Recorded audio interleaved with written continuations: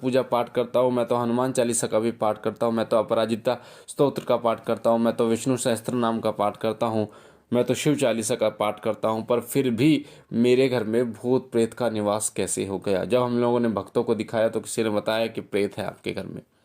और कई लोग तो ऐसे भी हैं जिनके शरीर पे वो प्रेत जो है वो हाजिर भी हो जाता है। तो हम भगवान की भक्ति करते हैं, हम जब पूजा पाठ करते हैं तो हमारे घर में भी तंत्र प्रयोग कैसे हो जाता है। ध्यान से सुनिएगा।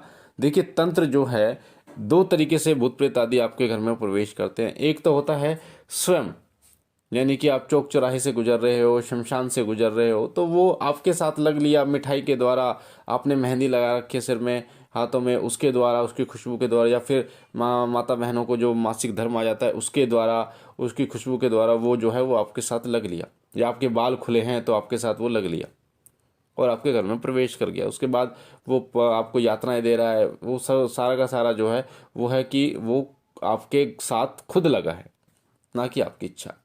अब दूसरे तरीके से ये कि आपके घर में किसी व्यक्ति ने तंत्र का प्रयोग किया है, यानी किसी भूत प्रेत आदि को छोड़ दिया है। मैं आपको बता दूं, जो तांत्रिक होते हैं उन्हें ये पता होता है कि किस आत्मा की क्या कमजोरी होती है। वो क्या करते हैं, शमशान में जब जाते हैं तो शमशान में उन ताकतवर आत्माओं की खोज करते हैं जिनका तोड़ बहुत मुश्किल होता है। आपको बता दूं कि जो प्रेत आत्माएं होती हैं उनमें ताकत जो है वो अलग अलग होती है। जैसे जब कोई बुजुर्ग जो मरता है तो उसमें इतनी ताकत नहीं होती, जो नौजवान मरता है तो उसमें बहुत ताकत होती है। साथ ही जो महिला बच्चे के होने पे मरती है तो उसमें अथाह शक्ति होती है, उसका तोड़ बहुत मुश्किल से होता है। वो रूप बदलने में माहिर होती है, उसके पास बहुत सारी ऐसी शक्तियाँ होती हैं जो अन्य शक्तियों को भी जो है वो आकर्षित करती है। दूसरी बात है, जो महिला बच्चे होने में मरती है तो वो किसी के भी घर में ऐसे ही घुस जाती है, क्योंकि उस समय जो बच्चे होने पर वो जब मरती है तो उस समय वो गंदी चीज के रूप में होती है, और जो देवता है वो गंदगी से दूर रहते हैं। जैसे हनुमान जी महाराज हैं, तो हनुमान जी महाराज जो है वो सात्विक क्रियाओं को ही कर सकते हैं। मान लीजिए शमशान में अगर कोई कार्य करना है, या पातक है, सूतक है, किसी का बच्चा पैदा हुआ है, वहाँ अगर कोई कार्य करता है तो वहाँ पर हनुमान जी की शक्ति कार्य नहीं करती, वहाँ पर माता मदानन, माता काली की शक्ति कार्य करती है। या कोई व्यक्ति मर गया है तो उस समय पे 1.25 महीने तक जो है वहाँ पर सवा महीने तक वहाँ पर जो है वो इन चीज़ों का वास होता है। तो उस समय पर हनुमान जी की शक्ति, या फिर अगर कोई प्रेत बाधा के द्वारा मरा है तो उसको 1.25 महीने तक नहीं निकाल सकते, क्योंकि उस समय पर हनुमान जी की शक्ति वहाँ कार्य नहीं करती, वहाँ पर अशुद्धि होती है। तो वहाँ पर माता मदान के जो सेवक भगत होते हैं, या फिर माता काली के जो भगत होते हैं, उनकी शक्ति कार्य करती है, उस शक्ति को खींच कर वहाँ से हटा देती है। तो जो तंत्र व्यक्ति करता है, तंत्र प्रयोग करता है, उसको ये पता होता है कि जो कौन सी आत्मा कितनी शक्तिशाली है, तो वो शमशान में उस आत्मा को अपने वश में करता है, उसका आवाहन करके उसमें अपने वश में करता है। अपने वश में करने का कारण क्या होता है, उसके पास पहले से ही शक्ति होती है ताकि वो इन चीज़ों को नियंत्रण कर पाए। दूसरी बात ये होती है कि उनको ये पता होता है कि कौन सी शक्ति की क्या तोड़ है, क्या कमजोरी है, तो फिर उसको प्रताड़ित करता है, बंधन करता है, और उसको मजबूर करता है कि किसी के घर पर उसे वो भेज पाए और जो वो कार्य कह रहा है वो कार्य वो करे। एक चीज और बता दूं, जो भी व्यक्ति तंत्र करता है आपके घर पे, वो अनजान व्यक्ति नहीं करता। जो जानकार होता है, बहुत करीब आपके होता है, वही आपके ऊपर तंत्र प्रयोग करता है। ऐसा क्यों? क्योंकि जो जानकार व्यक्ति होता है उसको आपके बारे में सब कुछ पता होना चाहिए, तब वो आपको आपके घर में तंत्र करता है। जैसे वो उसको ये भी पता होता है कि आपके पितरों का स्थान आपने बना रखा है या नहीं बना रखा है, उनसे ये भी पता होता है कि आप अमावस्या निकालते हो या नहीं निकालते, उसको ये भी पता होता है कि आपके घर की कुल देवी कौन है, कुल देवता कौन है, उसको ये सब पता होता है। उसको ये भी पता होता है कि आपके घर में पूजा पाठ होती है या नहीं होती है, कितने सदस्य हैं, कौन क्या करता है, वो सब उसको पता होता है। क्योंकि तंत्र के प्रयोग के लिए नाम, कुल देवता का बंधन, पितरों का बंधन, ये सब जो है वो किया जाता है। तो सबसे पहले जो तांत्रिक तंत्र करता है, सबसे पहले जो तांत्रिक तंत्र करता है वो तंत्र करता है आपके पितरों को बांध कर। पहले आपके पितरों को बांधेगा वो, उसके बाद में आपके घर में गंदगी फैलाएगा, जिससे आपके कुल देवता जो कि शुद्ध होते हैं, कुल देवी, वो आपके घर में प्रवेश नहीं कर पाएंगे। और जब आपके घर में प्रवेश नहीं कर पाएंगे तो आपके घर की रक्षा भी वो नहीं कर पाते। तो आप जितना भी पूजा पाठ करते हो तो भी आपके घर में तंत्र इसलिए हो जाता है क्योंकि आपके घर के बारे में जो तंत्र क्रिया करवा रहा है उसको सब पता होता है।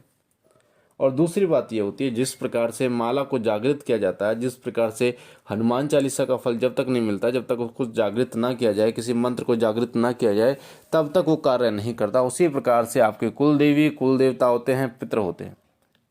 आप उनकी पूजा करते जा रहे हो, अमावस्या भी निकाल रहे हो, कुल देवी के स्थान पर जा रहे हो, कुल देवता के स्थान पर जा रहे हो, आप कह रहे हो जी हम तो वहाँ पर भी जाते हैं, उनके स्थान पर भी जाते हैं, उनका भोग भी लगाते हैं, सब कुछ करते हैं, फिर भी हमारी वो रक्षा नहीं करते।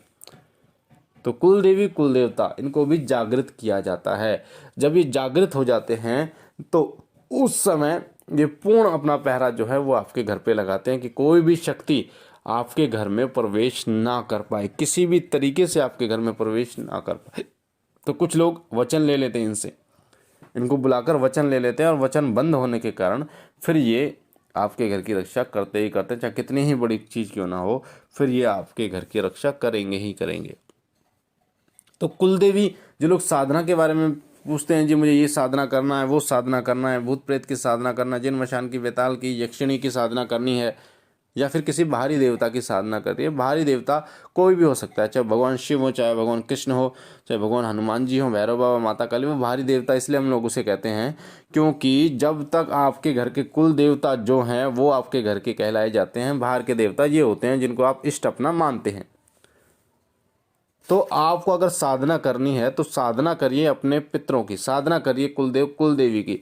तो सबसे पहले आप उनकी साधना कीजिए, उनको प्रसन्न कीजिए। जब वो प्रसन्न हो जाएंगे उसके बाद आप कोई भी साधना करेंगे तो उसमें आपको सफलता प्राप्त होगी। एक बात और बता दूं, पितृ कुलदेव और कुलदेवी की साधना के लिए आपको गुरु की आवश्यकता नहीं होती। कि कई लोग कहते हैं जी हम गुरु की आवश्यकता होगी या नहीं होगी, तो जरूरी नहीं है कि आपका गुरु हो तभी आप कुलदेव या कुलदेवी की साधना करें। कुलदेवी की, कुलदेव और पितरों की साधना के लिए गुरु की आवश्यकता इसलिए नहीं होती क्योंकि ये पीढ़ी दर पीढ़ी आपके साथ चलने वाले देवता होते हैं, और इनका अंश जो है वो सदा आपकी पीढ़ी में विद्यमान होता है। इनका अंश जो है वो आपके अंदर विद्यमान होता है। उस अंश को शिव और शिव जागृत करने की जरूरत पड़ती है। जितने भी भगत हैं, साधक हैं, सबसे पहले वो अपने पितृ कुलदेव कुलदेवी को मनाते हैं, उनकी शक्ति को जागृत करते हैं ताकि वो हर प्रकार से उनकी रक्षा करे। उसके बाद ही अन्य देवता की साधना करते हैं। तो आपको समझ में आया होगा जो मैंने आपको बताया कि पूजा पाठ करने वाले व्यक्ति के घर में भी इसीलिए तंत्र प्रयोग हो जाता है क्योंकि एक व्यक्ति को सब कुछ पता होता है, जो तंत्र कर रहा है करवा रहा है उसको सब कुछ पता होता है। और दूसरी बात यह है कि आप अपने पितृ कुलदेव कुलदेवी को बिना जागृत किए ही अपने इष्ट देव को जागृत करने के लिए सोचते हो। तो आपके इष्ट देव तो जागृत होंगे नहीं जब तक आपके कुलदेवी कुलदेव जागृत नहीं होंगे। तो उनकी जागृति के लिए उनकी साधना करनी होती है, कुलदेव कुलदेवी की, उनके मंत्रों का जाप करना होता है, उनका हवन करना होता है, तब जाके वो जागृत होते हैं। जब वो जागृत हो जाते हैं उसके बाद आपको दिक्कत नहीं होती। उसके बाद आप जब एक मंत्र को सिद्ध कर लेते हैं, उसके बाद जब आप उनको प्रसन्न कर लेते हैं, उसके बाद ये किसी भी देवी देवता को प्रसन्न करने का मार्ग जो है वो आपको सुलभता से बता देते हैं। तो इसीलिए अगर आप साधना करना चाहते हैं, पूजा करना चाहते हैं, तो अपने घर के देवी देवता की ही करें ताकि वो प्रसन्न होकर हर प्रकार से आपकी रक्षा करें। उसके बाद ही अन्य कोई देवता, चाहे वो आपके इष्ट देव हो, उनकी आप पूजा, उनकी साधना करें। तो मुझे आशा है ये जानकारी आपको पसंद आई होगी। अगर आप पहली बार हमारे चैनल शिव कृपा पे हैं तो आपके सामने जो लाल कलर का बटन है उसे दबा के चैनल को सब्सक्राइब कीजिए। वीडियो के नीचे जो सब्सक्राइब का बटन है उस साथ ही बेल आइकन को दबाइए, घंटे के निशान को, ताकि जो भी हम जानकारी डालें वो सबसे पहले आपको प्राप्त हो।